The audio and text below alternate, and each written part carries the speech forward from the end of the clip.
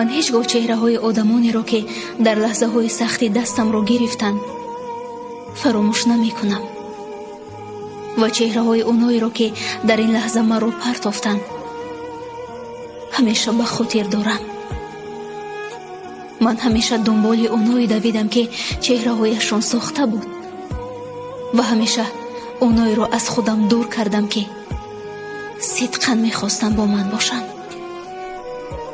баъзан барои шинохтани одамон ҳатто солҳо кам аст. ман хеле соддаам.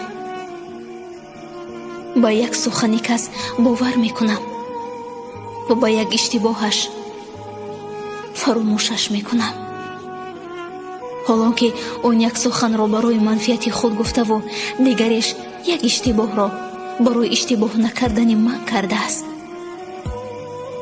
ман духтарам, сарват, пул, мол ҳеҷ чиз надорам, вале хеле сарватмандам, чун дили мардона дорам.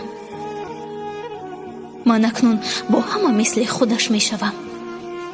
лабханди сохта, аммо нигоҳи хеле қавӣ.